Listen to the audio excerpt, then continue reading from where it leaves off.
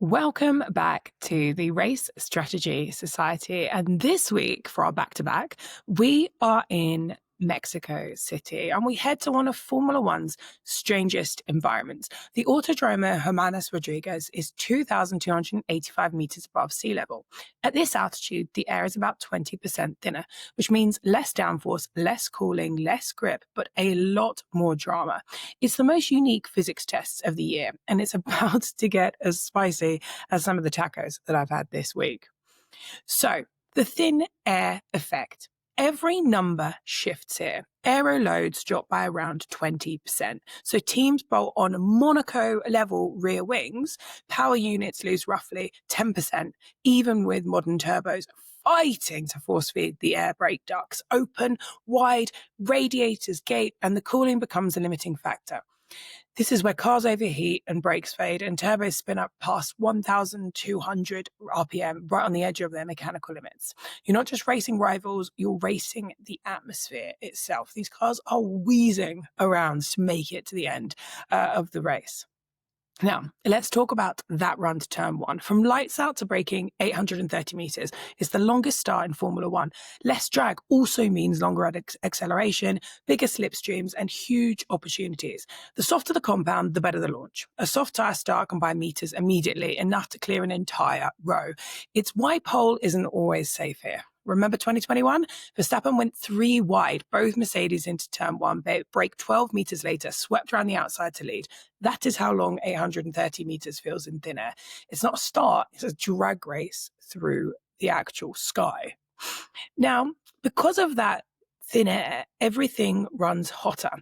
There's less air to cool it. You'll see cars covered in massive louvres and chimney exits, all to bleed heat from radiators and brakes.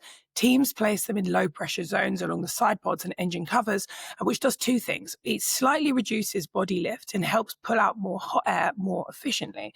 Normally, that'd ruin the straight line speed, but here drag matters less air. So Mexico becomes one race where the gills actually make you faster by keeping your car alive.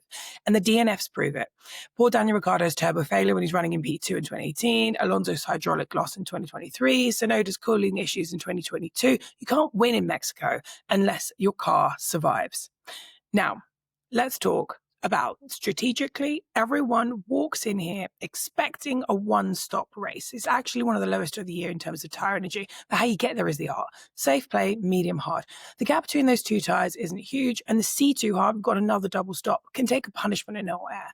But that's not the full story, because the softer the tyre you start on, the better your launch, which is crucial over Mexico's 830 metre drag into turn one. So a soft could win the race in the first 10 seconds if you can manage the heat. The surface is smooth and the track is really warm, so the battle is thermal fade, not tearing. Once the tyres overheat, you plateau. You don't drop off, you just stop improving, which is why the medium start is a strategist's dream. It builds flexibility for safety cars, for virtual safety cars, for traffic, and for either the undercut or the overcut, which works often both here. In Austin, most cars started on the medium. It was Charles that gambled on the soft, and it worked really well earlier. Expect the same philosophical spirit. The late overcut option works really well here if the track grips up and the stabilized temperatures.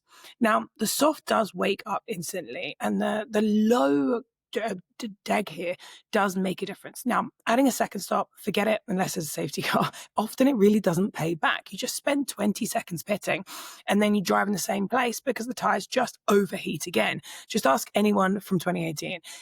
In Mexico, it's not really about who stops when, it's whose times the fade best. Now, the thing about the tyres here is it's not actually wearing, they're overheating. The track temperature is up at around 50 degrees because altitude. Now, form book. Max Verstappen, five-time Mexico winner, the master of energy management and thermal control. Lando Norris, looking good, aggressive rotation. Sector 2's got his name all over it. Great over one lap. Again, if he starts on soft, you might send it into turn one. Now, on form coming in, Oscar Piastri looks like the slowest of the top three title contenders, but has a degradation advantage, which could happen if the deg peaks up. Maybe could make a medium soft overcut if the race works out. Now, Red Bull have the most efficient turbo and traction package. Ferrari's cooler running aero makes them a podium threat if the McLarens drop. McLaren really are the qualifying weapons here, but they've got to survive the heat. Their drag penalty costs less here because, altitude. Now, Mercedes probably consistent, but they've had some power unit issues this season. Aston potentially adaptable. Now, let's really focus on this weekend. It is Mexico, 2,285 meters above sea level, 830 meters into turn one, and 71 laps of pure margin management. Less grip, less air, less margin, and all the strategy in the world. Don't forget to subscribe to the Race Strategy Society for more race weekend breakdowns and everything else. Leave anything in the comments you want to hear. Thank you and see you later.